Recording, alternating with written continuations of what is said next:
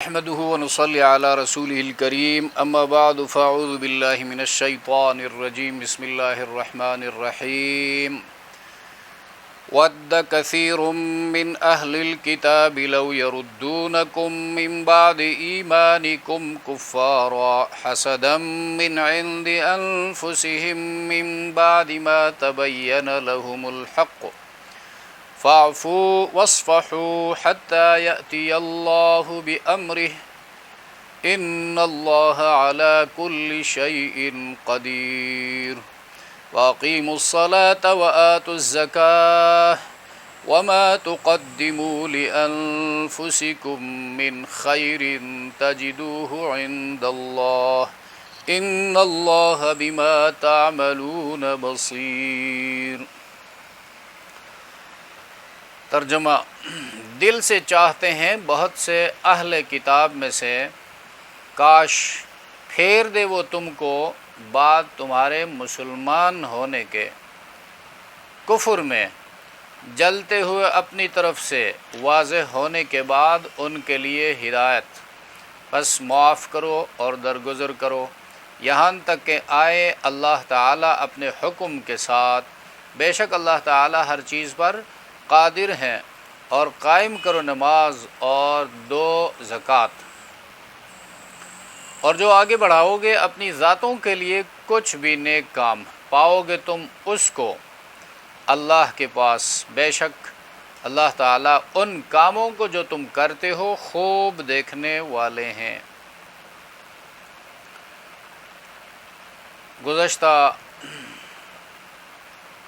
درسوں میں جو مضامین بیان ہوئے ہیں یہ بھی اسی سلسلے کی کڑی ہے، یعنی یہود نصارہ مسلمانوں کو دین سے بھٹکانے کے لیے کوشش میں لگے ہوئے ہیں، مختلف تدبیروں سے، دوستی کے پیرائے میں، خیر خواہی کے انداز میں مسلمانوں کو دین سے، صحیح عقیدے سے، اسلام سے پھیرنے کی کوششوں میں لگے ہوئے ہیں، اور یہ بات اس جلن کی وجہ سے، اس حسد کی وجہ سے ہے جو ان کے دلوں میں پنہاں ہے، جبکہ وہ خوب جانتے ہیں کہ اسلام ہی برحق مذہب ہے۔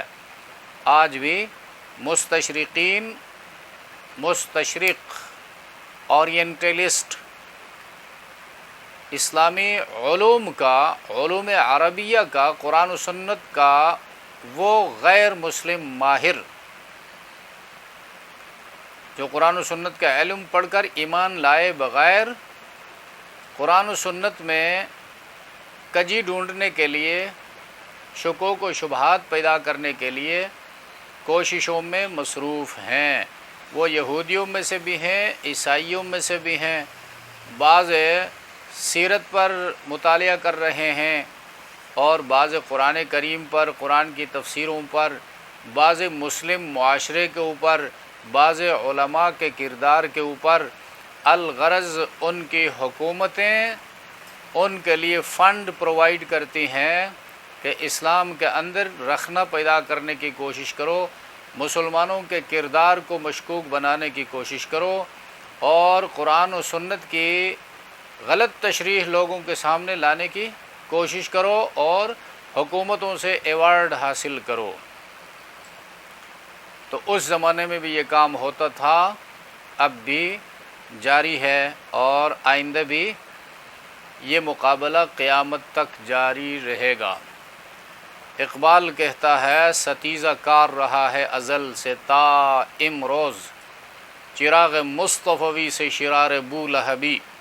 اس کوشش میں لگے ہوئے ہیں کہ مسلمانوں میں دین کے تعلق سے بے اعتمادی اور بے اعتباری پیدا کریں۔ تو اللہ تبارک و تعالیٰ مسلمانوں کو خبردار کرتے ہیں کہ وہ ان کے مکر و فریب کے جال میں نہ آئے، ان سے بچ کر زندگی بسر کرے۔ یہ اللہ کی رحمت ہے، کتاب الہی قرآن کتاب رحمت اس لیے ہے کہ دشمنوں کی چالوں سے بھی مسلمانوں کو آگاہ کرتا ہے۔ چونکہ یہاں پر جہاد کا ذکر حکم نہیں دیا گیا ہے ابھی، مدینہ کے یہود سے، چونکہ مدینہ میں جو یہود تھے، بنو نذیر، بنو قینقاع، اور بنو قریظہ، ان سے مقابلے کا وقت نہیں آیا، اس لیے ابھی ان سے فاعفو واصفحوا، درگزر کرو اور ان کے بارے میں اللہ کے حکم کا انتظار کرو۔ اور بعد میں جب حکم آیا تو پھر تاریخ نے ثابت کر دیا، بنو نذیر جو ہے وہ جلا وطن کیے گئے، اور غدار قبیلہ بنو قریظہ وہ تہ تیغ کیا گیا۔ آخر میں فرمایا اللہ تبارک و تعالیٰ پورے قادر ہیں، وہ ایک دن ان کا زور ضرور توڑ کر رہیں گے، اور مسلمان اپنی نیک کاموں میں لگے رہے، نماز کا اہتمام خصوصاً، اور زکوٰۃ ادا کرنا، اور دوسرے جتنے بھی نیک کام کریں گے ان کو اللہ کے پاس موجود پائیں گے، کوئی عمل ضائع نہیں ہوگا، کیوں؟ اللہ بندوں کے اعمال سے خوب واقف ہیں۔ سورہ بقرہ کی آیت نمبر 9 اور آیت نمبر 10 ہے، اس میں اہم انتباہ ہے، ود کثیر من اہل الکتاب، ود یود دل سے چاہنا، دل سے خواہش رکھنا، اور ودود اللہ کے صفاتی اسماء میں سے ہے، اسماء الحسنہ میں سے ہے، یعنی بندوں سے بہت زیادہ محبت کرنے والا۔ ود کثیر، چاہتے ہیں دل سے بہت سے، من اہل الکتاب، اہل کتاب میں سے یعنی یہودیوں اور عیسائیوں میں سے، لو یردونکم، کاش پھیر دے وہ تم کو، من بعد ایمانکم، بعد تمہارے ایمان کے، یعنی مسلمان ہونے کے بعد تمہیں پھیر دے۔ تو یہاں پر کوئی کہہ سکتا ہے کہ یہ شاید قرآن جس وقت نازل ہو رہا تھا اس وقت کے یہود و نصارہ کی بات کر رہا ہے، آج کل تو ایسا نہیں ہے، تو یہ اس کی بھول ہے، خوش فہمی ہے۔ قرآن کریم نے لفظ ہی ایسا استعمال کیا ہے، یردون، رد یرد، لوٹنا، واپس ہونا، اس کے اوپر یہ جو لو داخل ہوا ہے اس کو لو مصدریہ کہتے ہیں۔ یہ جب اس کے اوپر داخل ہوتا ہے تو لفظ کو مصدر کے معنی میں کر دیتا ہے، اور مصدر میں زمانہ نہیں ہوتا کہ جی اس وقت کے ایسے تھے اور آج کے ایسے نہیں ہے، آئندہ ایسا نہیں ہوگا۔ مصدر اس میں زمانہ نہیں ہے، اللہ فرماتا ہے اس وقت بھی ایسے تھے، اب بھی ایسے ہیں، جس زمانے میں تم ہو اس زمانے کے یہود و نصارہ یہی چاہتے ہیں۔ یعنی لو یردونکم معنی ارتدادکم، تمہیں مرتد بنانا چاہتے ہیں۔ اب اس لفظ کو سامنے رکھ کر ان کی کوششوں کو دیکھا جائے تو یوں لگتا ہے جیسا قرآن آج کے لیے نازل ہوا ہے۔ جو کچھ ہو رہا ہے مسلمانوں کو چاہیے ان پر نظر دوڑائے، سوشل میڈیا سے لے کر، پرنٹ میڈیا سے لے کر الیکٹرانک میڈیا تک، اور پھر نام نہاد مسلمان ان کے ہاں میں ہاں ملا کر یہودیت کو پروموٹ کرنے کے لیے اور عیسائیت کو پروموٹ کرنے کے لیے جو لگے ہوئے ہیں، اور قرآن کریم سے لوگوں کو دور رکھنے کی ہزار جتن کوشش ہو رہی ہے ہر لحاظ سے، کہ جی یہ پڑھو یہ پڑھو یہ پڑھو، تاکہ 24 گھنٹہ جو ہے اس کو تو بڑھایا نہیں جا سکتا، وہ انہی میں مصروف رہیں، کہیں ایک کورس آ گیا کہیں دوسرا کورس آ گیا، اور یوں جو ہے عمر ختم ہو گئی، اور اللہ کی کتاب کو سمجھنے کا، پڑھنے کا موقع ہی نہیں ملا، اور کہلایا مسلمان۔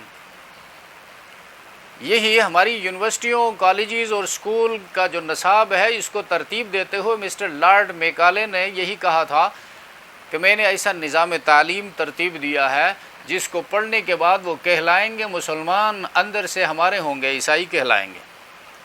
وہ بڑی بے باکی کے ساتھ سنت نبوی کے اوپر اعتراض کریں گے اور اس کو تحقیق کا نام دیں گے، جس طرح یونیورسٹیوں میں ہوتا ہے۔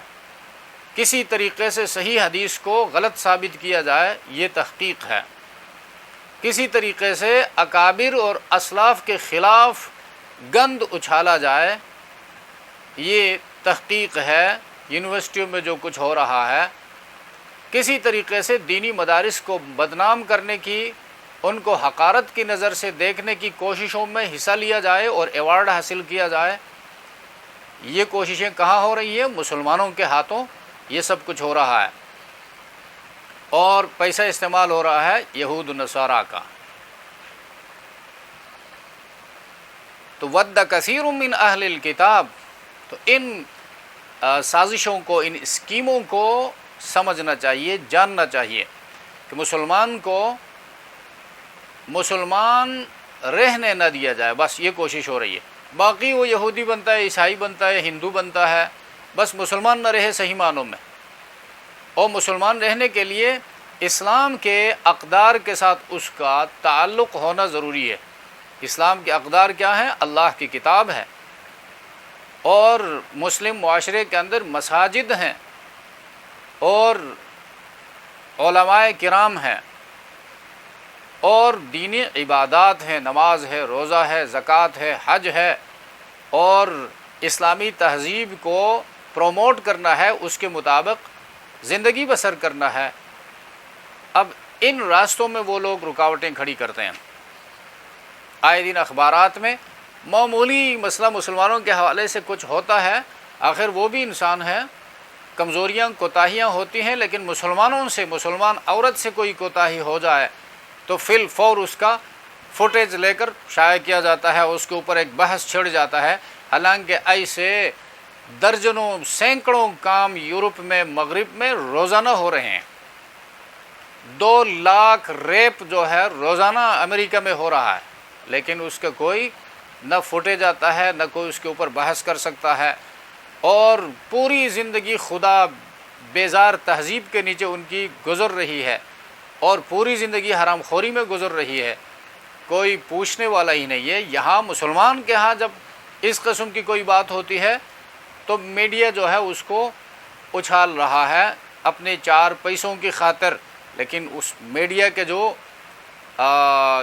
کارکن ہیں، یہود و نصارہ کے ملازمین، ان سے پیسہ لے کر یہ سارا کچھ کر رہے ہیں، تو ان سے بھی میری گزارش یہ ہے کہ بحیثیت مسلمان اگر آپ لوگ مسلمان ہیں تو جہاں فتنہ سویا ہوا ہے، فتنہ کو جگانے والے پر اللہ کی لعنت ہو۔ میرے پیغمبر نے ارشاد فرمایا، ایک گناہ کا کام ایک جگہ ہو رہا ہے لیکن ایک بندہ کر رہا ہے، اس کو سینکڑوں تک، لاکھوں تک پہنچایا میڈیا کے تھرو۔ اب اس نے متعفن کر دیا، بدبودار کر دیا معاشرے کو، اور اس چیز کو جو یعنی پنہان شکل میں پردے کے پیچھے ہو رہا تھا اس کو ایکسپوز کر دیا۔ اب بچہ بھی اس کو دیکھ رہا ہے، مرد بھی دیکھ رہا ہے، عورت بھی دیکھ رہی ہے۔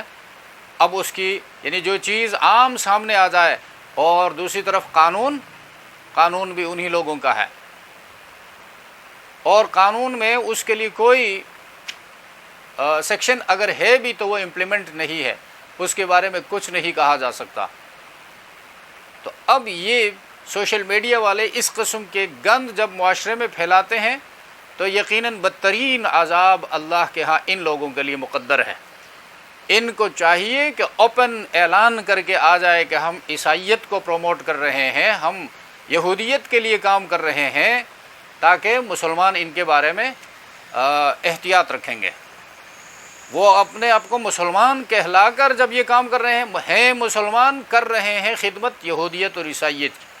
مسلمان کے دل سے، ایمان کے حوالے سے، قرآن کے حوالے سے، رسول اللہ کے حوالے سے، علماء کرام کے حوالے سے جو عقیدت اور محبت ہے، جو سورس ہیں، اسباب ہیں دین پر مضبوطی کے، ان چیزوں کو مشکوک بنا رہے ہیں۔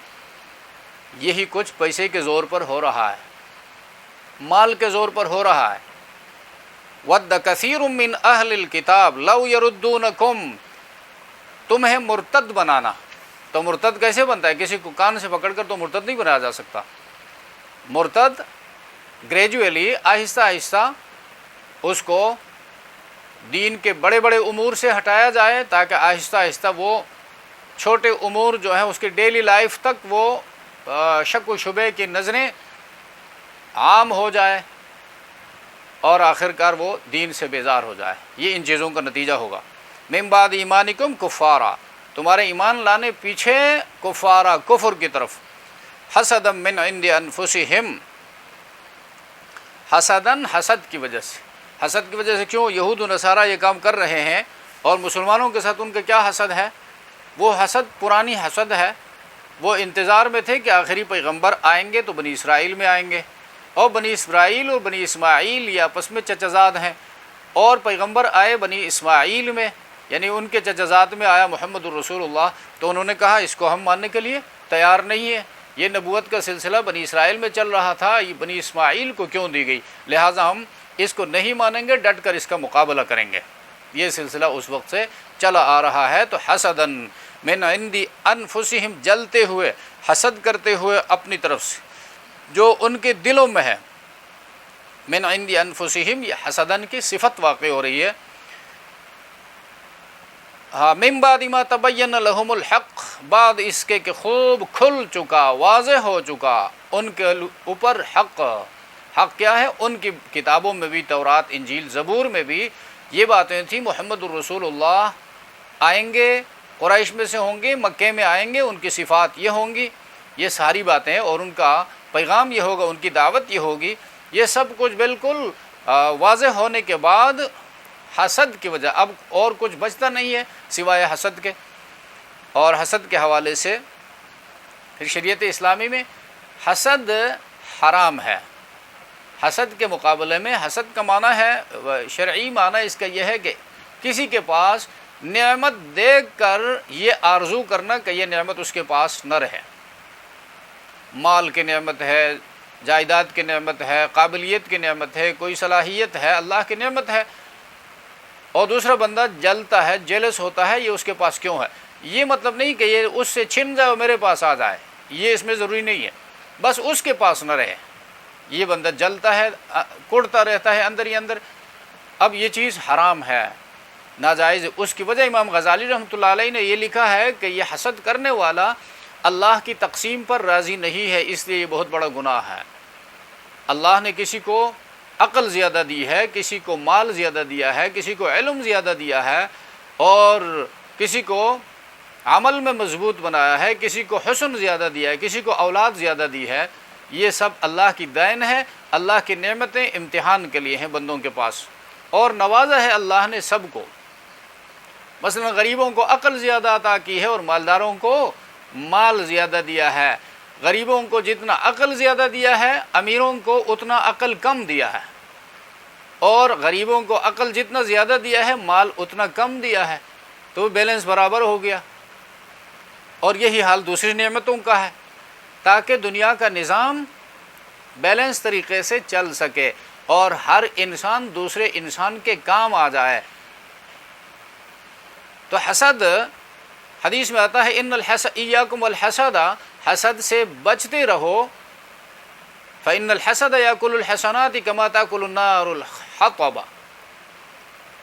حسد سے بچتے رہو اس لیے کہ حسد نیکیوں کو اس طرح کھا جاتی ہے جس طرح آگ سوکھی لکڑی کو جلا کر خاک راکھ کر دیتی ہے۔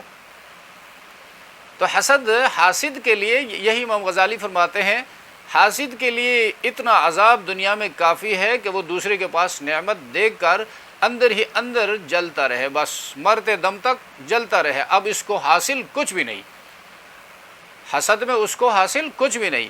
جس طرح حا سین دال، یہ تین حسد کے تین حروف جو ہیں یہ نقطوں سے خالی ہیں، ہا کے اوپر بھی نقطہ نہیں ہے، سین کے اوپر بھی نہیں ہے، دال کے اوپر بھی نہیں ہے۔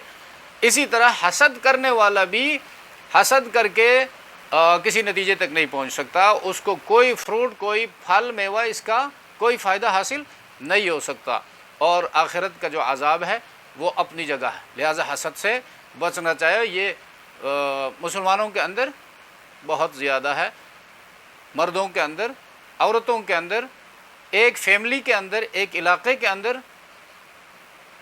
اور ایک دوسرے کے بچوں کو دیکھ کر کہ اس کے بچے سالانہ A+ نمبر لیتے ہیں، مارکس لیتے ہیں، اس کے بچے ڈاکٹر بن گئے، انجینئر بن گئے، اسکالر بن گئے، تو اس حسد میں بعض اوقات غلط اقدام اٹھاتے ہیں، اپنی دنیا و آخرت دونوں خراب کرتے ہیں۔ اس کے مقابلے میں غبطہ ہے۔ غبطہ اردو میں اس کا ترجمہ رشک آتا ہے۔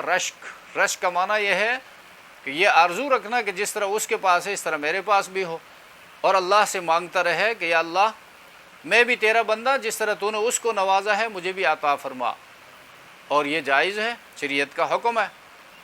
حسدا من عند انفسهم من بعد ما تبین لهم الحق، تو یہود نے اس حسد کی وجہ سے یہ چاہتے ہیں کہ مسلمان اپنے دین پر صحیح کاربند نہ رہیں، تو اللہ نے فرمایا فاعفو۔